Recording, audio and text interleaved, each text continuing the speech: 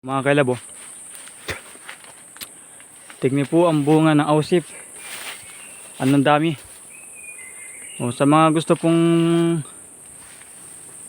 makakulab dyan kay Kahilab, punta na po kayo dat, magamukbang kita ng ausip. Anong dami niya, no? Ay nako, full tank.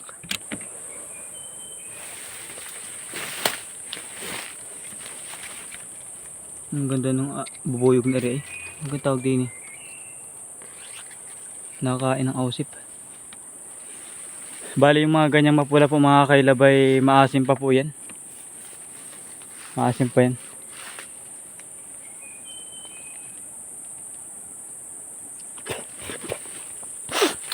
Yun po dati mga kailab yung kubo namin. Doon po kami nagkakubo yun.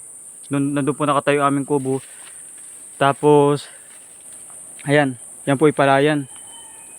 Yan.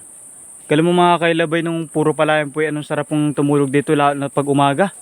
Ay na. Anong sarap sa pakiramdam at anong lamig. Tapos ang pakinggan mo lang ay yung yung nilang ibon. Tapos mga kuliglig. Ay anong ginawa ang kumain.